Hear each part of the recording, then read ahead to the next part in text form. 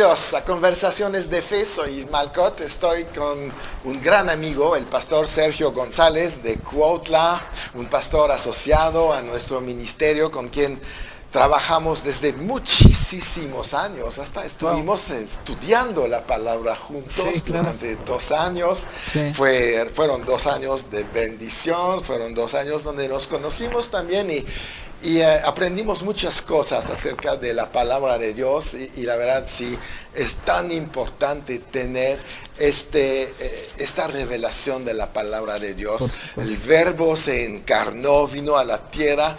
Imagínate, la palabra vino a la tierra para que la podamos conocer mejor y podamos establecer una relación personal con el que es la palabra de Dios. Sí. Qué tremendo, ¿no? Sí, tremendo. Entonces, hemos visto muchas cosas acerca de cómo vivir en Cristo. Hemos visto nuestra conexión con Cristo, que Él es la vid, nosotros los pámpanos. Hemos visto cómo la obra consumada de la cruz, ¿verdad? Nos ha beneficiado, como estamos ya en Cristo, en Adán, como éramos antes de conocer a Cristo. Tantas cosas que nos han cambiado. Sí. Y ahorita vamos a hablar de renovar nuestra mente. Sí, claro, sí. Porque la Biblia dice que tenemos la mente de Cristo. Así es. Entonces vamos a ver cómo se puede lograr esto. Sí, claro, que se perfeccione. Sí. ¿Verdad? Yo creo que el gran reto que sí queda para nosotros es la renovación de nuestra mente. Ajá. Y es esa parte de entender con nuestra alma, que es voluntad, intelecto y emociones, y ajustarlas a Cristo. Sí. Y esa parte de Romanos 12:2 dice que cuando nosotros renovamos nuestro entendimiento vamos a ver que la voluntad de Dios siempre es buena, agradable y perfecta. Qué padre esto. Sí, pero esa revelación la tenía Jesús. Sí. O sea, Jesús dice, ¿sabes qué? La voluntad del Padre siempre es buena, agradable y perfecta. Y Él es el primero que nos vino a enseñar que el único bueno era el Padre, ¿no? Sí. Y que el Padre estaba en Él. Y dijo en Lucas 4:18, y yo vengo a anunciar el año agradable. Sí. Entonces, cuando la gente dice, ay, la vida cristiana, qué difícil. Sí, no, pues no la vives. No. Porque es agradable. Sí.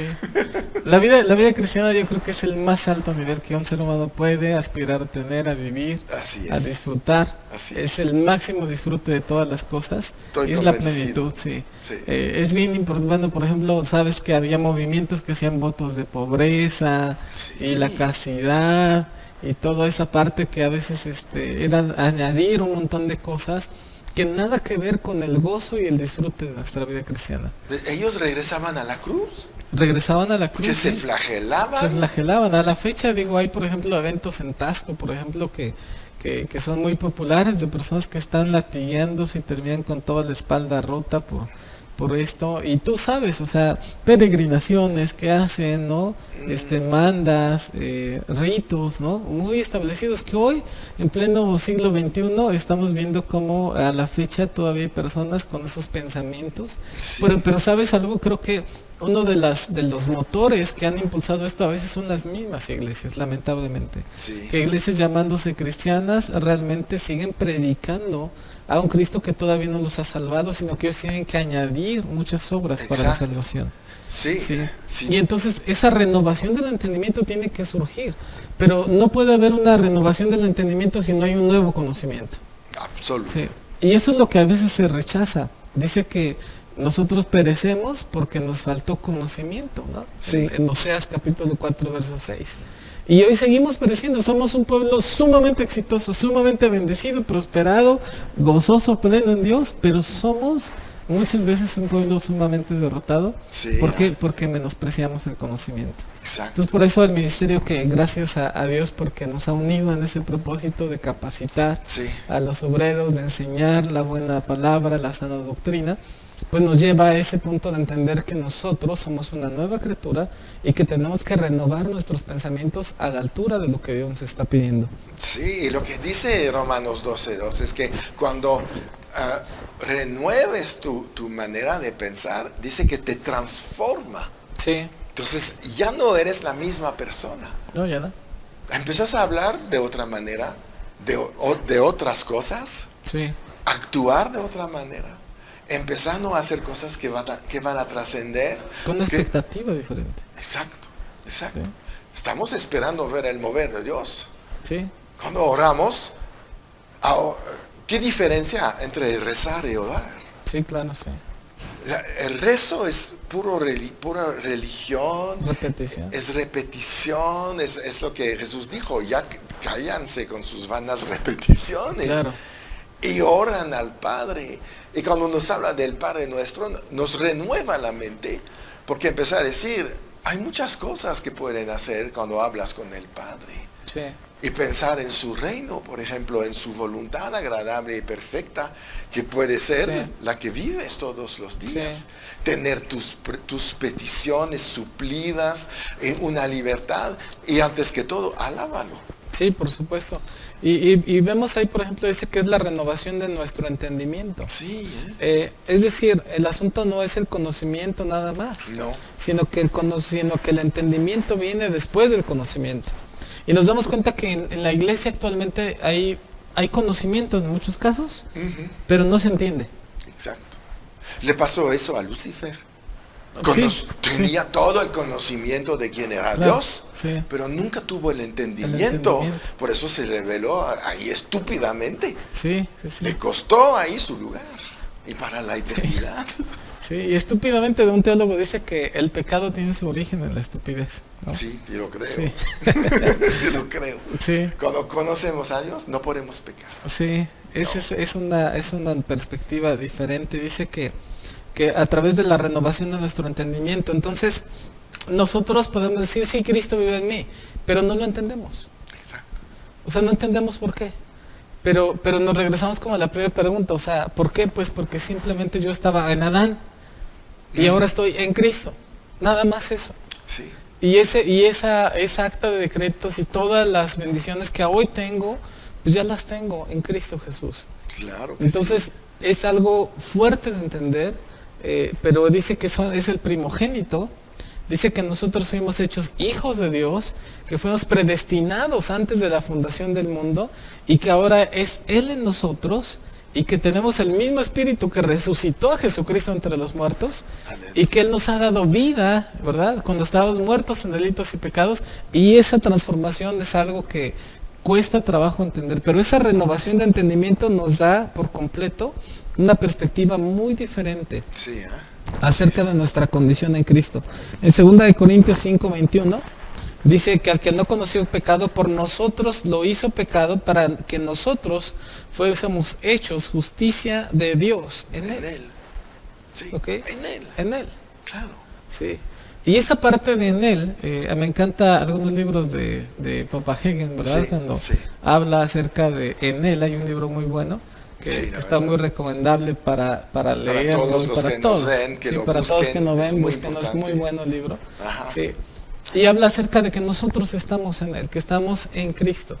Y ese entendimiento que tuvo el apóstol Pablo, esa revelación enorme, si hoy la logramos nosotros digerir, que tal vez nos va a costar toda la vida alcanzar a ver todo el potencial que vive en nosotros, eso va a ser el inicio de una verdadera transformación. Watchman Nee dice que realmente la vida cristiana empieza Ajá. cuando un hombre empieza a verse en Cristo. Ah, claro, por supuesto. Antes de eso era solamente un grandioso esfuerzo por tratar de ser. Sí, y nunca lo logramos. Y nunca lo lograste. No. Y la vida cristiana empieza en el momento en el que tú te ves en Él. Exacto. Y cuando te ves en Él dices, wow, yo aquí estoy, ya soy, ya está, Y ya se van las frustraciones. por completo. Exacto. Y entonces estás a la expectativa de la provisión. Estás a la expectativa de todo. Exacto. Cuando vives en Cristo, permaneces en Él, entonces conoces la verdad y la verdad te puede hacer libre. Así es. Y vives de otra manera, Una vida diferente. en Bien, abundancia. pues vamos a un corte, pero vamos a seguir con este tema de renovar nuestra manera de pensar ya que estamos en Cristo.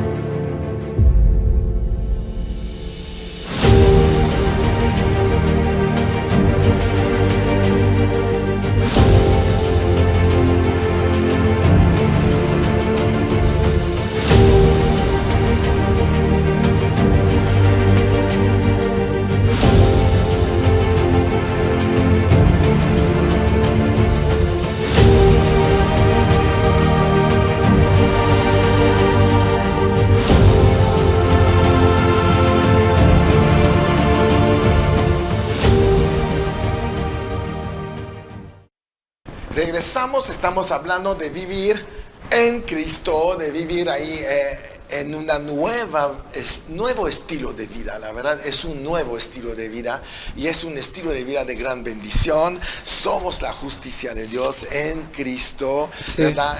Somos más que vencedores en Cristo. Somos bendecidos en los lugares celestiales en Cristo. Sí. Y todas estas cosas es en Él. Así es. Permanecemos en Él y entonces Él hace todo lo que queremos Sí. pedirle, etcétera, etcétera, ¿no? Sí, antes de esta revelación no hay cuadratura en la escritura. No, ¿verdad? O sea, porque dices, oye, ¿cómo crees que soy más que vencedor? ¿No ves lo que me está pasando? ¿No ves lo que estoy viviendo? ¿No ves que me ha pasado? ¿No ves? Y entonces todo es llorar y sufrir y lamentarse. Y no alcanzas a ver que somos más que vencedores en Él, Sí. que estamos en Él. Y cuando viene esa revelación, todo lo que nos pasa nos ayuda bien. Exacto. Y es parte de un propósito. Eso Es que parte dice de un Romanos plan. 8, ¿no? Sí. Todas las cosas ayudan a bien para los Sí. que están en Cristo. En Cristo, sí. Y vemos en Romanos 8:1 dice, ninguna condenación hay para los que están en Cristo. Así es. ¿Ok? Pero entonces dice que ninguna condenación. ¿Por qué? Porque la condenación que nos era dada era porque nuestra situación era que éramos pecadores. Exacto. ¿Ok? Ahora eventualmente caemos en pecado, Sí. pero ya no somos pecadores. No. Nos ha sido dada una nueva identidad. Y en esa nueva identidad dice que ninguna condenación. Sí. Y ese es un tema interesante porque el día de hoy la iglesia todavía vive con algunos aspectos de condenación. Sí. Y tú sabes que hay mucha manera de explotar la condenación. Hay veces que muchos pastores usan la condenación y la culpa para manipular a las iglesias. Sí, ¿verdad? Y empiezan, oye, que es que mira, no haces esto, y no haces lo otro, y no haces aquello. Y aun cuando la labor pastoral también es empujar y llevar al creyente a ese desarrollo, Sí. tenemos que cuidar que nuestro consejo no termine generando un sentimiento de culpa y vergüenza en ellos. Así ¿Por es. qué? Porque Cristo nos ha libertado, ¿no? Sino de esperanza, de gozo y saber que en Él somos más que vencedores, que a pesar de que haya cosas que nos son difíciles hoy, en Él son fáciles y en Él es posible lograr vencerlas. ¿Por qué Somos lo hizo? vencedores por estar en Él que venció, ¿me entiendes? Amén, sí. Y además, bueno, el que está en nosotros es mayor que el que está en el mundo. Entonces, Así es. ya no tenemos por qué pelear. Sí. Todavía la gente no ha captado ser más que vencedor, la No. verdad. Porque más que vencedor quiere decir que no peleaste y te entregaron la victoria. Así es. Y cuando tienes la victoria, ¿para qué vas a pelear otra vez? Yo me imagino hay un partido de box, ¿no? Y yo ya gano con KO al otro. Sí, Y ya me levanta la mano el árbitro y ya gané, ¿verdad? sí. Entonces ya no voy a ir a pelear con el pobre que está en el piso. Ya no. Ya no es necesario. Ya no, la batalla ha terminado. La batalla ha terminado. Sí. Disfruta del premio. Claro, sí. Va a Somos- cobrar la Sí, victoria. somos un ejército de ocupación, Sí. ¿verdad? No de guerra. no de guerra. No, La guerra no, ya no, se no, terminó. no, Sí, no. De hecho, la iglesia nunca fue un ejército. sí, El hombre nunca, digo, en el Antiguo Testamento nadie pelea contra el diablo. Por una Sí. razón, no teníamos las armas para hacerlo. sí, claro. Y en el Nuevo Testamento no tenemos por qué pelear porque Jesús lo hizo, lo derrotó y le Lo quitó derrotó, su totalmente. armamento. Sí, Entonces, a veces inventamos cosas tremendas. ¿no? sí. Sí, Es que- tenemos el tentador y le tenemos que callar la boca. ahí. Pero el enemigo es la carne, ¿verdad? Sí, y ya está vencido, ¿no? El enemigo ya está vencido. El enemigo Sí. está vencido. Pero escuchas muchas veces que vamos a hacer un seminario de guerra, ¿no? Sí. Un seminario de guerra, pero que vengan solamente guerreros del Señor, ¿no? Y yo digo, oye, qué flojera, la verdad es que yo para guerra, ¿no? O sea, No, o se Sí. equivocan, no son los hombres que son convocados, son los ángeles. sí, Pero no es una Sí. convocación para los para los humanos. creyentes, no, sí. Por supuesto que no, que Dios es el Señor de los ejércitos Claro. celestiales, Sí, no terrenales. sí, y es un cambio por completo en tu manera de pensar, porque Es parte de la renovación. Porque es parte de la renovación del entendimiento, sí. Sí. Y vemos también en Romanos capítulo 8, en el versículo 37, dice, antes que todas estas cosas somos más que vencedores por medio de aquel que nos amó. Otra vez. Entonces, algo que me doy cuenta, dices, oye, entonces, ¿qué me quieres decir? ¿Que un creyente nunca va a fracasar? ¿O que nunca va a pasar por un proceso de fracaso? Mira, el asunto es que el fracaso que viene en Cristo, que tú lo consideras fracaso, es parte de una victoria todavía más grande. Sí. Y que a veces la interpretación que nosotros tan a corto plazo tenemos de lo que es el fracaso, no nos damos cuenta que fue la catapulta que nos llevó a visiones más grandes en él. Exactamente. Sí. No podemos fracasar. Dios le dijo a Josué, si tú obedeces lo que está en este libro de la ley, que hagas conforme a lo que está escrito y que, etcétera, no se aparte de tu boca, entonces harás prosperar tu camino y todo te saldrá bien. Sí, eso no quiere decir que va a haber piedras de tropiezo en el camino, sí. Pero no son fracasos, son etapas en el camino, pero vas a llegar. Es como si Jesús hubiera dicho, hay una tormenta justo cuando vamos a cruzar el mar, es un fracaso. Es un fracaso, sí. Yo creo que no es de Dios que vayamos, ¿no? Sí. Sí. Para nada. Sí. Él dijo, no quieres que llegue, yo tomo autoridad, te callas viento y seguimos. Cambié por completo. Sí. ¿No fracasó? No. Pero vivimos tan fuertemente el momento presente, sí, que se nos olvida el plan de Dios, por supuesto, a largo plazo. Sí, es que estamos tan sumergidos en la vida natural. Sí. Y hoy, por ejemplo, en tiempos de COVID, ¿no? Que también es todo un tema, sí, pues también es como que adapto toda mi vida, incluso mi vida espiritual, incluso mi doctrina, mis creencias, a que sabes que hay un virus que mata. Y tú dices, oye, pero también hay un espíritu que da vida. Exacto. Y que resucita a los muertos y que da sanidad, sí, y que por sus llagas fuimos nosotros curados. Sí. Pero sabes que hoy en día la iglesia dice, no, pues nos vayamos a infectar, mejor cerramos. Y yo me imagino a Jesús diciendo, oye, que ahí está un leproso, que lo toques, no, ni me lo acerquen, yo no puedo acercarme a él, me vaya a enfermar. Exacto. Y vemos que Jesús precisamente a un leproso fue y lo tocó. Sí, claro. Y entonces él dice, ¿sabes qué? Porque yo soy un agente de sanidad. Yo soy la sanidad caminando en la tierra. Pero ese es el renovar tu entendimiento de que tú vas a un hospital y lo más probable es que la gente sea sanada porque tú eres presente en el hospital. Exacto. Y no que tú vas al hospital y que lo más probable es que vayas a estar enfermo. Pero esa expectativa cambia cuando cambia tu entendimiento. Exacto. De quiénes somos en él. Exacto. Ese entendimiento viene a ser una renovación total.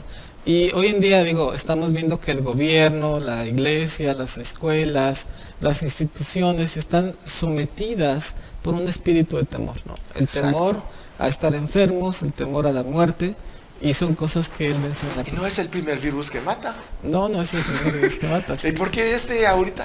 Porque pues, estamos también en unos tiempos especiales de la historia, sí, yo creo, y Satanás se levantó mucho. Este miedo obviamente es la presencia de la unción de Satanás en el mundo. Sí. Y él está obrando de manera fuerte. Y si no renovamos esta mente, sí caemos en el miedo. Sí, claro. Dice la Biblia, dice, cuando venga el Hijo del Hombre, ¿hallará fe en la tierra? Sí, este versículo me asusta. La verdad me da pena. Sí. Porque si lo dijo es porque sí va a haber una gran parte escasez de la iglesia sin fe. Sí, por supuesto. Yo decía el otro día a la iglesia, ¿tú crees que hay fe en las filas para vacunarse? No. Hay puro miedo, manipulación, intimidación. Sí, claro. Fe no hay. Sí, el entender de que, algunas personas se van a vacunar porque tienen que salir de viaje, tienen que presentar comprobantes, etcétera, ¿verdad? Pero de cualquier manera es un aspecto que tiene que ver más con el temor que ha sido infundado y establecido en el mundo. Sí, y vemos que el temor es el primer producto contra la fe. Sí, es lo más fuerte. Porque incluso el odio es un subproducto del temor. Sí. Pero realmente el temor es la parte más básica que está en contra del conocimiento y el fluir y el plan de Dios para nuestras vidas. Entonces, ese cambio, esa renovación tiene que estar ahí. Decir, claro, no voy a dar lugar al temor, ¿no? Exactamente. Dice es una decisión mental. Sí. Y esa parte dice que el perfecto amor echa fuera el temor. Y digo, eso de los versículos más tremendos que a mí me encantan, ¿no? Sí, dice que porque el perfecto, dice que porque el que teme no ha sido perfeccionado en el amor. Wow. Sí. Sí. Pues todo un tema, pastor, todo un tema buenísimo. Podemos ver eso en un próximo programa. Claro que sí. Porque este ya se está acabando. Muy bien. Vamos a seguir, vamos a hablar de culpa, de vergüenza en el último capítulo de esta serie sobre vivir en Cristo. Entonces nos despedimos de ustedes. Márquenos un like si te gustó, suscríbete al canal para que tú lo puedas compartir a muchos otros. Háblanos, mándanos mensaje. Si necesitas oración, también estamos aquí por ti. Y recuerda, siempre en victoria. Amén.